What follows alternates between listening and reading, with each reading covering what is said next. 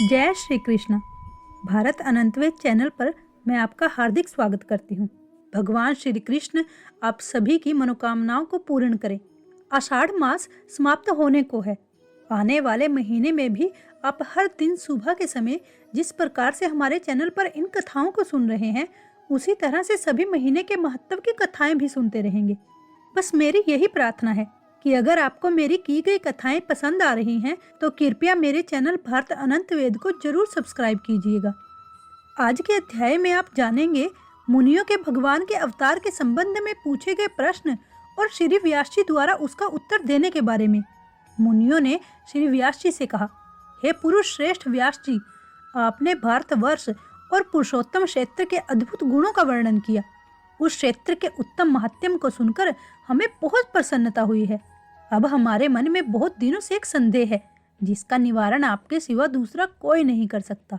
हम भूतल पर श्री कृष्ण, बलराम और सुभद्रा के अवतार के बारे में भी सुनना चाहते हैं।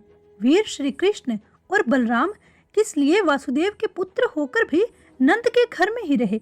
ये मानव लोक सर्वथा निसर है, जिसमें अधिकतर लोग दुखी रहते हैं। यह पानी के बुलबुले की तरह अत्यंत चंचल और क्षणभंगुर है। इसकी भयावता इतनी बड़ी है कि उसका विचार आते ही रोंगटे खड़े हो जाते हैं। ऐसे संसार में उन्हें जन्म ग्रहण करने की क्या आवश्यकता पड़ी थी? इस भूतल पर अवतीर्ण होकर उन्होंने जो जो लीलाएं की, उसका विस्तार पूर्वक वर्णन कीजिए। उनका संपूर्ण चरित्र अद्भुत और लौकिक है। भगवान संपूर्ण देवताओं के स्वामी और सर्वश्रेष्ठ हैं। पृथ्वी को उत्पन्न करने वाले तथा अविनाशी परमात्मा हैं। उन्होंने अपने दिव्य स्वरूप को मनुष्यों के बीच कैसे प्रकट किया? जो भगवान संपूर्ण जगत के प्राणियों की गति हैं, वे शरीर में कैसे आए? इसे देवता और दैत्य भी आश्चर्य मानते हैं। हे महामुने, आप भगवान विष्णु के आश्चर्यजनक अवतार की कथा भी हमें सुनाइए। भगवान के बल और पराक्रम विख्यात है। उनके तेज की कोई तुलना नहीं हो सकती। मैं अपने अलौकिक चरित्र के द्वारा आश्चर्य रूप जान पड़ते हैं। आप उनके तत्वों का वर्णन कीजिए। मुनिवर, भगवान पुरुषोत्तम देवताओं की पीड़ा दूर करने वाले और सर्वव्यापी हैं। जगत के रक्षक और सर्वलोक महेश्वर हैं। संसार की सृष्टि, पालन और संहार वे ही करते हैं। वे सब लोगों को सुख देने वाले हैं। वे अक्षय, सनातन, अनंत, वृद्धि रहित, निर्गुण, नित्य, अचल, निर्मल, शाश्वत परमात्मा है। सतयुग में उनका विशुद्ध स्वरूप मनुष्यों में श्री कृष्ण नाम से विख्यात है। वे परमेश्वर हैं, जिनका भूत और भविष्य गहन रहस्यमय है। आज हम वह सब सुनना चाहते हैं। मुनियों की बात सुनकर व्यास जी तब कहने लगे, मुनियों, जो संपूर्ण देवताओं के स्वामी, सबकी उत्पत्ति के कारण, पुराण पुरुष, सनातन, अविनाशी, चतुर्भुज स्वरूप और देवताओं के प्रियतम हैं, उन भगवान विष्णु को मैं नमस्कार करता हूँ, जिनसे लघु और महान दूसरा कोई नहीं है। जिन्होंने संपूर्ण चार जगत को व्याप्त कर रखा है और जो आविर्भाव, तिरोभाव, दृष्टि और अदृश्य से विलक्षण परमात्मा है, उनको मैं समाधि द्वारा प्रणाम करता हूँ। जो संपूर्ण विकारों से रहित, शुद्ध, नित्य, सदा एक रूप रहने वाले और विजयशील हैं, उन परमात्मा श्री विष्णु को नमस्कार है। जो हिरण्य गर्भ, हरि, शंकर तथा वासुदेव कहलाते हैं और समस्त प्राणियों का तारक होते हैं, जो सृष्टि, पालन और संहार करने वाले हैं, उन भगवान को मेरा नमस्कार है। इस प्रकार व्यास जी ने भगवान श्री हरि की स्तुति की। पूर्व काल में दक्ष आदि श्रेष्ठ मुनियों के पूछने पर, यानी भगवान ब्रह्मा ने जो कुछ भी कहा था, वही व्यास जी ने मुनियों से कहा, जो अपने चारों मुखों से चारों वेदों का उच्चारण करते हुए तीनों लोकों को पवित्र करते हैं, जिनका प्राण और भाव एकार्णव के जल से हुआ है। उन भगवान ब्रह्मा जी को प्रणाम करता हूँ और उनकी कहानी प्रारंभ करता हूँ, जिन्होंने सृष्टि के उद्देश्य से धर्म आदि को प्रकट किया है। उन अव्यक्त ब्रह्मा जी के संपूर्ण मत को मैं वर्णन करूंगा। हे मुनिवरों, जब जब धर्म की हानि और अधर्म का उत्थान होता है, तब तब वे अपने आप को संसार में प्रकट करते हैं। पूर्व काल में प्रजापालक भगवान ने वराह रूप धारण करके और जल में डूबी हुई पृथ्वी को फूल की तरह ऊपर उठा लिया। रघुवंश में परम प्रतापी यमदानी कुमार परशुराम के रूप में उत्पन्न हुए, जिन्होंने पिता के वध का बदला लेने के लिए क्षत्रियों का संहार कर डाला। भगवान ने अति कुमार प्रतापी दत्तात्रेय के रूप में अवतीर्ण होकर महात्मा अलर्क को अष्टांग योग का उपदेश दिया। त्रेता युग में दशरथ नंदन श्री राम के रूप में प्रकट होकर उन्होंने ही त्रिभुवन को भय देने वाले रावण का युद्ध में संहार किया था। प्रलय काल में जब सारी सृष्टि एक कार्णव में निमन होने वाली थी, उसी समय देवताओं के भी देवता जगतपति श्री विष्णु एक सहस्त्र युगों तक शेषनाग की सैया पर सोते रहे। वास्तव में वियोग निद्रा का आश्रय लेकर अपनी योग महिमा में स्थित हो गए थे। संपूर्ण चराचर जगत को उन्होंने अपने उदर में स्थापित कर रखा था। जनलोक निवासी सिद्ध और महर्षि उनकी स्तुति किया करते थे। इस समय उनकी नाभि से एक कमल प्रकट हुआ, जो दिशा रूपी पत्रों से सुशोभित अग्नि और सूर्य के समान था। स्वर्णमय मेरुगिरी उसके किंजल अर्थात केसर का मध्य भाग था। वह कमल ही पितामह ब्रह्मा जी का सुंदर ग्रह था और उसमें 4 मुखों वाले देवाधिदेव ब्रह्मा जी बैठे थे। मुनियों, इस समय अजन्म भगवान जी के अवतार का प्रसंग चल रहा है, जो कि मथुरा में हुआ था। इसमें भगवान जी की जो सात्विक मूर्ति है वही अवतार धारण करती है। वे प्रद्युम्न नाम से विख्यात हैं और सदा रक्षा कार्यों में संलग्न रहते हैं। वे भगवान वासुदेव की इच्छा के अनुसार देवता और मनुष्य होते हैं और इसके अनुकूल स्वभाव भी बना लेते हैं। भक्ति पुरुषों द्वारा पूजित होने पर वे उनकी मनोवांछित कामनाओं को भी पूर्ण करते हैं। इस तरह मैंने यहाँ भगवान के अवतार का रहस्य बतलाया है। भगवान विष्णु कल्याण के लिए ही मानव रूप में प्रकट होते हैं। व्यास जी कहते हैं कि मुनिवरों, अब मैं संक्षेप में श्री हरि के अवतार का वर्णन करता हूँ। भगवान इस पृथ्वी का भार उतारने के लिए इच्छा से अवतार लेते हैं। जब जब धर्म की हानि होती है और अधर्म बढ़ने लगता है, तब भगवान जनार्दन अपने स्वरूप के 2 भाग करके यहाँ प्रकट होते हैं। साधु पुरुषों की रक्षा, धर्म की स्थापना तथा अन्याय करने वालों का दमन और प्रजा का पालन करने के लिए वे प्रत्येक युग में अवतार धारण करते हैं। पहले की बात है, ये पृथ्वी अत्यंत भार से पीड़ित होकर मेरु पर्वत पर देवताओं के समाज में गई और वहां ब्रह्मा आदि सभी देवताओं को प्रणाम करके क्षीण और करुणावाणी में अपना सब हाल सुनाने लगी। उसने कहा, हे स्वर्ग के गुरु अग्नि, गांवों के गुरु सूर्य तथा मेरे गुरु संपूर्ण लोकों के वंदनीय भगवान नारायण हैं। इस समय बलवान असुर दिन रात प्रजा को कष्ट दे रहे हैं। सर्वशक्तिमान भगवान विष्णु ने जो पहले काल में नीमि नामक महान असुर का वध किया था, वही अब उग्रसेन के पुत्र कंस के रूप में उत्पन्न हुआ है। नरकासुर, बाणासुर तथा अन्य महापराक्रमी दुरात्मा राजाओं के घर में उत्पन्न हुए हैं। इनकी संख्या इतनी अधिक है कि मैं गिन भी नहीं सकती। पृथ्वी ने तब आगे कहा कि हे दिव्य मूर्तिधारी देवताओं, इस समय मेरे ऊपर महाबली और महाबल दैत्य निवास कर रहे हैं। हे सुरेश्वर, मैं आप लोगों को बताना चाहती हूँ कि इन व्यक्तियों के भारी भार से पीड़ित होने के कारण अब मुझ में अपने को धारण करने की शक्ति नहीं रही है, अतः आप मेरी सहायता करें। पृथ्वी की ये बात सुनकर संपूर्ण देवताओं ने पृथ्वी के भार को उतारने के लिए ब्रह्मा जी को बताया। तब ब्रह्मा जी कहने लगे, देवताओं, पृथ्वी जो कुछ कह रही है वो सब ठीक है। वास्तव में मैं, महादेव जी और तुम लोग सभी भगवान नारायण के अंश रूप हैं।